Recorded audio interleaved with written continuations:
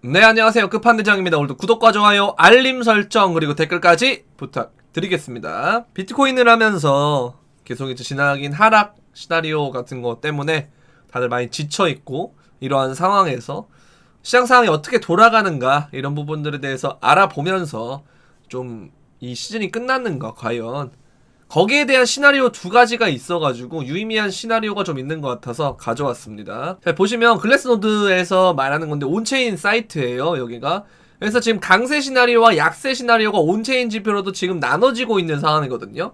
거기에서 지금 어떤 식으로 시나리오가 있는지 한번 보자고요. 부정적인 시나리오는 이제 글래스노드가 약세 시장의 도래를 예상을 해서 31,000에서 18,000달러까지 지지 기반이 약하다는 거, 그리고 기관 투자자의 관심이 저하되고 있다는 거, 그리고 온체인 활동도 침체가 되고 있다는 거, 그리고 온체인상의 실현 손익도 증가하고 있다는 거예요.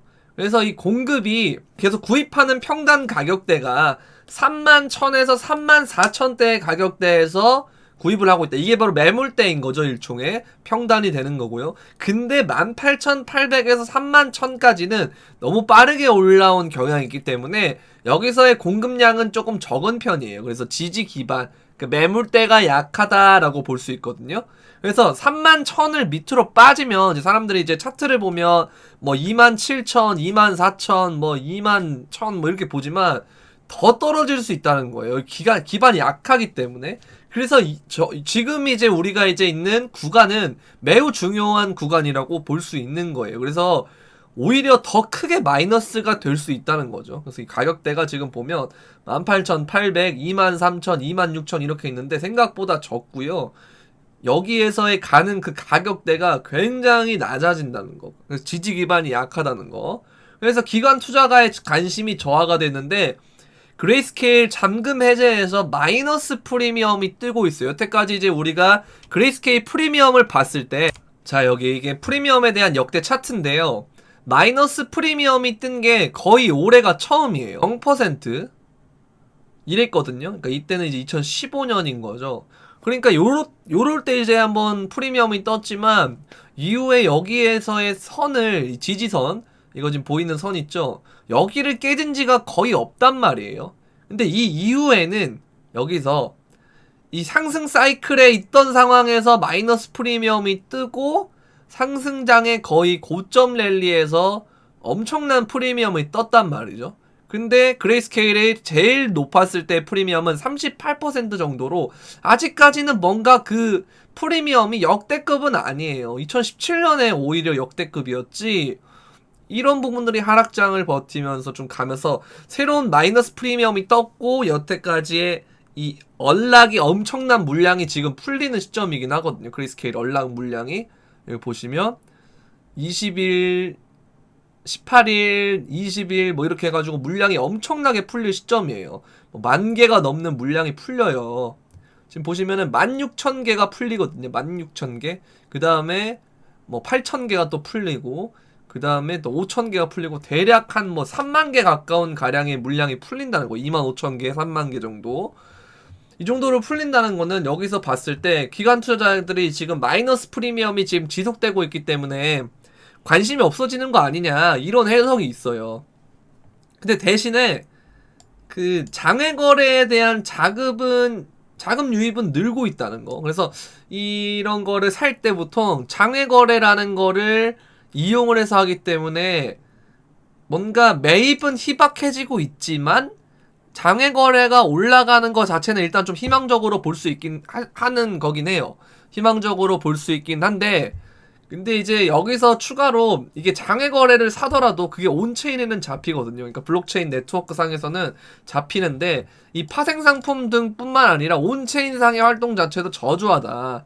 그래서 20% 정도 줄어들었대요. 그래서 이런 부분들이 이제는 좀 많이 거래가 침체가 되고 비트코인이 조금 관심도가 많이 떨어진 게 아닌가. 이거 보시면은 여기까지 떨어졌거든요. 여기까지. 그리고 지금 이게 이제 이런 그 지점이 아닌가, 이렇게 떨어졌던 지점이. 그래서 이런 부분들이 조금 아쉽다라는 거. 그게 이제 또 약간 채굴 이슈도 있는 것 같고요. 어느 정도 있기는 한데 온체인에서의 분명히 약세도 있는 것 같습니다. 근데 다만 여기서 반대의 경우로 봤을 때 이제 반대 시나리오도 한번 봐야겠죠. 강세 시나리오, 여러분들이 제일 좋아하는 강세 시나리오. 강세 시나리오가 되려면 어떻게 돼야 되냐면 보니까 축적 성향 보유자가 증가를 하고 그 다음에 거래소 잔고는 자금에 대한 유출이 기록이 되고 있고 채굴업체도 이제 축적하는 포지션으로 바뀌었고 근데 이거는 이제 어제 엄청나게 던지긴 했죠 채굴자들이. 네, 그래서 그거에 대해서 약간 반영이 좀 덜 된 것 같기는 한데 어쨌든 축적 경향이 된 것 같다. 그리고 강세 장기 보유자가 증가했다는 거, 이게 저는 정말 대단한 것 같아요. 왜냐면 제가 이걸 봤는데 이따가 또 하나 뭘 보여드릴 텐데 이제 여기서 장기 보유 시그널이 이제 점점점 오르고 있어요. 여기서 이게 지금 마이너들이 비트코인을 저축하고 있다는 거, 채굴장들이 포지션을 저축하고 있는 포지션인데 여기서 이제 채굴 이슈 때 많이 빠지고 여기서 다시 저축을 한다. 여기서는 수익 실현을 하고 있는 과정이었고 여기서는 또 저축을 하고 있었다는 거. 그래서 채굴자들은 오히려 저축을 하면 물량을 던지지 않으니까 좋으니까요. 그러니까 이런 부분들 매집을 하고 있다라는 거. 그리고 장기 보유자가 증가했는데 이거는 그 장기 투자자가 다음 같은 비율에 따라서 강세로 돌아선 적이 있는데 현재가 75%래요. 근데 2013년에는 65%였고 두 번, 2017년에는 75%였고 2020년에는 80%였대요. 그래서 이 부분이 이렇게 있을 때마다 강세장이 왔었다라는 그런 게 있기 때문에 그래서 요즘 하루에 14,750개의 비트코인 페이스로 보유량을 늘리고 있기 때문에 2개월 후에는 비트코인 유통량의 80%를 장기 투자자들이 저축한다는 거예요. 그래서 이게 다음 상승장의 포석이 될 것이다. 유동성이 없기 때문에. 그래서 이게 지금 뭔가 물량을 던지는 건 맞는데 가격이 생각보다 안 떨어지고 지금 버티고 있다는 게 제가 그래서 여기에서 뭔가 박스권이 되지 않을까라는 생각을 하는 이유도 이게 던질 물량이 점점점 줄어들고 있다는 거예요. 이게 지금 보니까. 그래서 이런 것들을 보면 일단은 강세 포지션, 약세 포지션 지금 뭔가 팽팽하게 그 관점이 다르기는 한데 휴변 중인 비트코인 고래 지갑이 3년 만에 무려 8.4억 달러 상당의 비트코인을 추가한 거예요. 거의 1조 정도를 추가를 한 거거든요. 그래서 28,000개 정도를 매집을 했대요. 여기서. 그래서 이거는 거의 진짜 엄청난 수의 비트코인이고 이 지갑은 이제 16만 개가 넘는 비트코인이었어요. 이 두 지갑 자체가. 그래서 마이크로 스트래티지가 사는 것보다 더 많은 비트코인을 보유하고 있던 거죠. 그래서 이 비트코인을 보유하는 지갑 수가 점점점 이제 비트코인을 더 많이 담았다는 거. 예.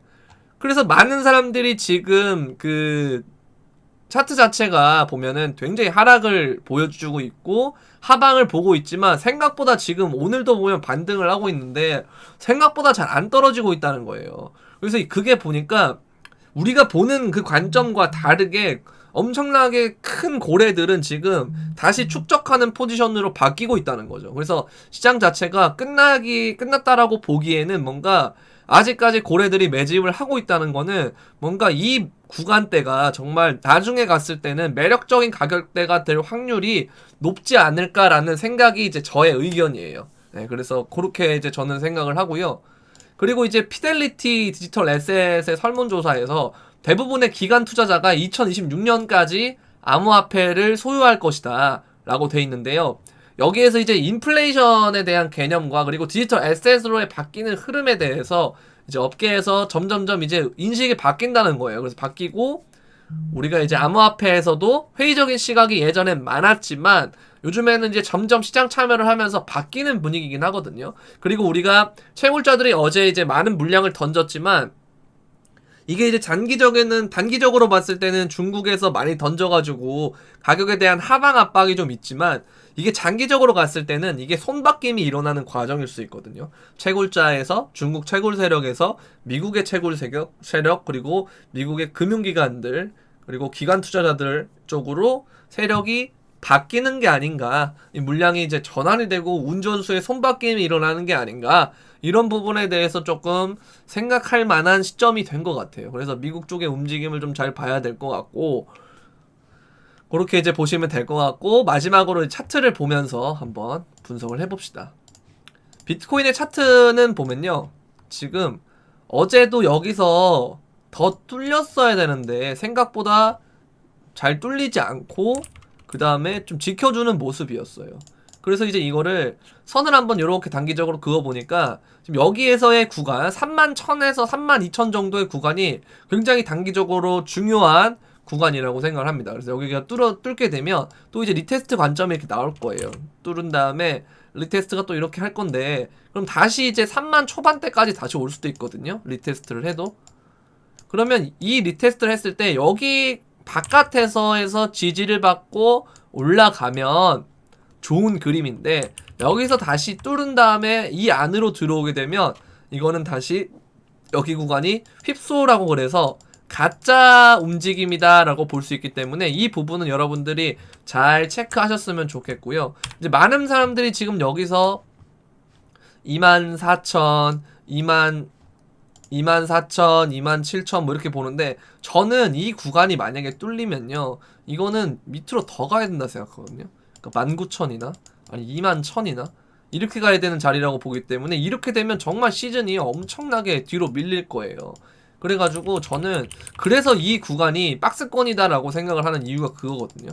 그래서 그러려면 제가 아까 말씀드린 31,000에서 유의미한 돌파가 일어나야 되고, 그 이후에 3만 초반대에서 반등이 나와주고, 지지가 나와주고 버티는 모습, 그 다음에 변곡이 또 일어나면서 상승이 되는 모습이 나와야 돼요. 그러면은 이제 이런 움직임이 나와주면 단기적으로 43,000, 44,000까지 잘하면 갈 수 있는 움직임이 나올 수 있습니다.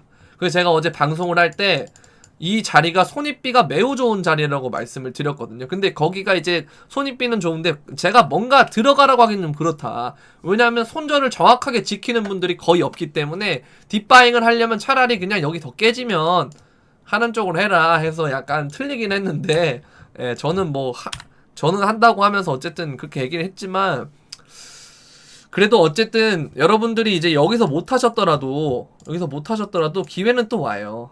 이게 그냥 기술적 반등일 수 있고 다시 떨어질 수도 있기 때문에 이러한 하방 관점은 항상 생각을 해둬야 되거든요.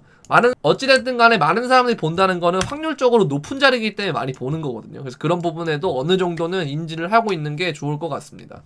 그리고 이제 업비트를 잠깐 보면요, 업비트들의 지금 그 알트들의 올라가는 걸 보면 지금 죄다 엑시 이런 거 말고, 엑시 피르마 이런 거 말고, 샌드박스, 세타 퓨엘, 플로우, 엔진, 세타, 왁스, 뭐 이런 디센트랜드 이런 거 보면 대부분 상위에 NFT가 있어요. NFT가. 그래서 이 NFT 애들을 좀 주목해서 보셨으면 좋겠습니다. 21선 그때 말씀드렸던 거, 샌드박스가 지금 유일하게 21선을 위로 지금 보고 있거든요. 그래서 얘를 일단 조금 21선 기준으로 손절선을 잡고 하는 방법도 있겠고, 그 다음에 다른 NFT들 중에서 안 오른 애들, 그 다음에 눌림목이 왔을 때 NFT 이런 걸 좀 잘 봐라. 그런 것들이 좋을 것 같습니다. 그래서 눌림목이 올 때 NFT 이런 애들 위주로 보고, 그 다음 엑시랑 던프 이런 애들 있죠. 상장한 지 얼마 안 된 애들, 얘네들 업비트에서 근데 좀 잘 쏘는 애들. 엑시가 상장하고 아마 당일날 같이 상장했는지 모르겠는데, 아 그렇네요. 4월 5일날 상장을 했고 4월 6일날 4월 5일날 같이 상장을 했는데, 엑시가 먼저 이런 모습을 보여 가고 던도 이러한 모습을 갈 수도 있어요. 그래서 던 이런 애들도 조금 좀 유의깊게 봐주시면 좋을 것 같습니다. 항상 손절은 짧게요. 대신 들어갈 때. 도움이 되셨다면 구독과 좋아요, 알림 설정, 그리고 댓글까지 부탁드리면서 그럼 안녕.